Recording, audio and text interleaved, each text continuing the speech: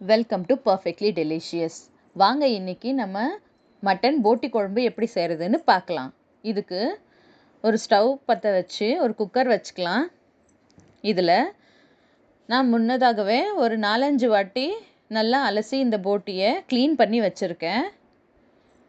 இதை நம்ம இப்போ குக்கரில் சேர்த்து வேக வச்சுக்கலாம். இது நம்மள எவ்வளோ பேருக்கு பிடிக்கும்னு தெரியல, ஆனால் இது ரொம்பவே ருசியாக இருக்கும். நான் க்ளீன் பண்ணி வச்சுருக்க போட்டியை சேர்த்துக்கிட்டேன். இப்போது இதில் தேவையான அளவுக்கு கல் உப்பு சேர்த்துக்கிறேன். கூடவே 1/2 ஸ்பூன் அளவுக்கு மஞ்சள் பொடியும் சேர்த்து இதை கலந்துக்கலாம். இது 2-3 விசில் வர வரைக்கும் நல்லா வேக வச்சுக்கலாம். இதுக்கு நான் இங்கே தண்ணி சேர்க்கலை, உங்களுக்கு வேணும்னா தண்ணி சேர்த்து வேக வச்சுக்கோங்க. இது இப்போது 3 விசில் வர அளவுக்கு வேக வச்சுக்கலாம். இப்போ இது விசில் போய் ஆறி இருக்கு. இது எப்படி வெந்திருக்குன்னு பார்க்கலாம். பாருங்கள், இங்கே நான் தண்ணி சேர்க்காமலே இதில் இருக்க தண்ணியோடையே இது நல்லா வெந்து வந்திருக்கு.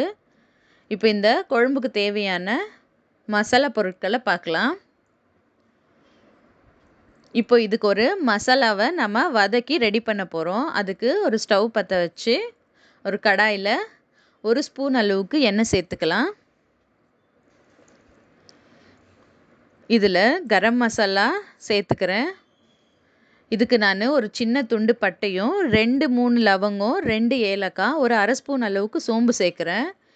இதுக்கு ஒரு பெரிய வெங்காயம் கட் பண்ணி வதக்கிக்கலாம். பாருங்கள், இது ரொம்ப நேரம் வதங்கணுன்ற அவசியம் இல்லை. கண்ணாடி பதம் வர அளவுக்கு வதங்கினா போதும். இதில் 2 தக்காளியை நான் கட் பண்ணி வச்சுருக்கேன். இதையும் சேர்த்து நான் இப்போது வதக்கிக்கிறேன். இதுவும் அதிக நேரம் வதங்கணும்னு அவசியம் இல்லை. ஒரு 1 நிமிஷம் வரைக்கும் வதக்கினா போதும். பாருங்கள், இந்த தக்காளி தோலெல்லாம் சுருங்கி வதங்கினா போதும். ரொம்ப குழைய வதக்கணும்னு அவசியம் இல்லை. இதில் கடைசியாக நான் கொஞ்சம் கொத்தமல்லியும் சேர்த்து கலந்து ஸ்டவ் ஆஃப் பண்ணிக்கிறேன். இது கொஞ்சம் ஆறுனதுக்கப்புறம் இதை மிக்ஸி ஜாரில் சேர்த்து நான் எடுத்து வச்சுருக்க 1/2 கப்பு தேங்காயும் சேர்த்து இதை அரைச்சி வச்சுருக்கேன். பாருங்கள், நம்ம கட் பண்ணி வச்சுருக்கிற போட்டியும் ரெடியாக இருக்குது. இப்போ நம்ம குழம்பு தாளிச்சிக்கலாம். அதுக்கு ஒரு ஸ்டவ் பற்ற வச்சு கிண்ணம் வச்சுருக்கேன். இதில் 2 ஸ்பூன் அளவுக்கு நான் எண்ணெய் சேர்க்குறேன். நான் இங்கே சன்ஃப்ளவர் ஆயில் தான் சேர்க்குறேன். இதில் ஒரு 2-3 துண்டு கல்பாசி சேர்த்து இதில் ஒரு கொத்து கருவேப்பிலையும் சேர்த்து வதக்கிக்கலாம். இந்த குழம்புக்கு இந்த கல்பாசி ரொம்பவே ருசி சேர்க்கும். இதில் நம்ம அரைச்சி வச்சுருக்கிற மசாலாவையும் சேர்த்துக்கலாம். இந்த மசாலா கொஞ்சம் பச்சை வாசனை போகிற வரைக்கும் இதை வதக்கிக்கலாம். இது ரொம்ப நேரம் வதக்கணும்னு அவசியம் இருக்காது. ஏன்னா ஆல்ரெடி நம்ம வெங்காயம் தக்காளி எல்லாம் வதக்கி தான் அரைச்சிருக்கோம்.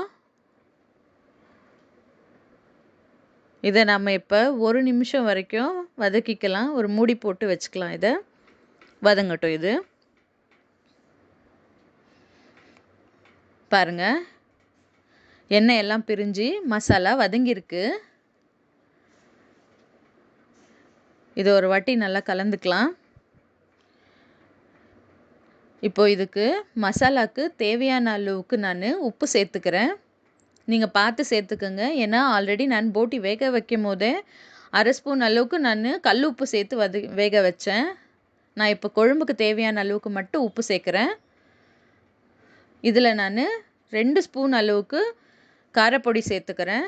நான் இது வீட்டில் அரைச்ச காரப்பொடி. இதுலேயே நான் தனியா, மஞ்சள் எல்லாம் சேர்த்து தான் அரைச்சிருக்கேன்.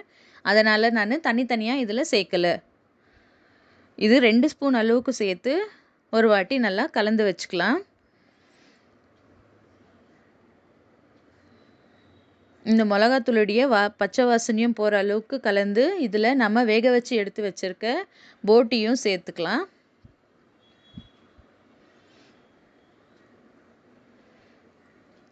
இப்போ இது ஒரு வாட்டி நல்லா கலந்து வச்சுக்கலாம்.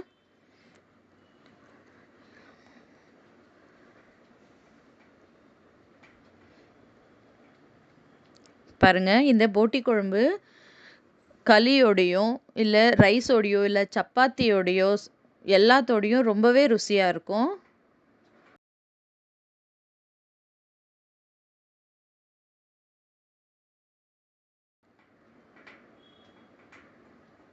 இப்போ இதை மூடி போட்டு 1 நிமிஷம் இதை வேக வச்சுக்கலாம்.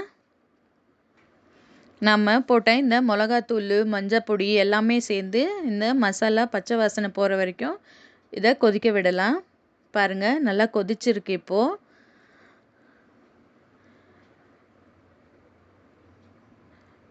இதை ஒரு வாட்டி கலந்து இதில் நமக்கு தேவையான அளவுக்கு, குழம்புக்கு தேவையான அளவுக்கு தண்ணி சேர்த்துக்கலாம்.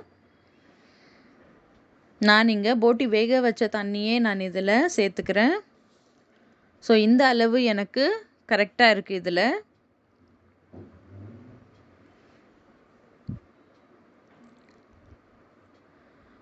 இந்த குழம்பு எந்த அளவுக்கு கன்சிஸ்டன்சியை நீங்கள் பார்த்து சேர்த்துக்குங்க தண்ணியை. இதை இப்போ மூடி போட்டு ஒரு 2 நிமிஷம் இதை கொதிக்க விடலாம். பாருங்கள், குழம்பு கொதித்து வந்துட்டுருக்கு. இதில் நான் அரைக்கட்டு அளவுக்கு சோம்பு கீரையை சேர்க்குறேன்.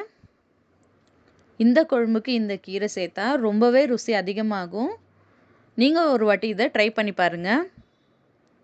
இதை ஒரு வாட்டி நல்லா கலந்து வச்சு மூடி போட்டு இன்னும் ஒரு 2 நிமிஷம் அளவுக்கு இதை கொதிக்க வைக்கலாம். பாருங்கள், எண்ணெய் எல்லாம் பிரிஞ்சு குழம்பு ரெடி ஆயிடுச்சு. இப்போ இதில் கடைசியாக கொஞ்சம் கொத்தமல்லி சேர்த்துக்கிறேன். இப்போது ருசியான போட்டி குழம்பு ரெடி.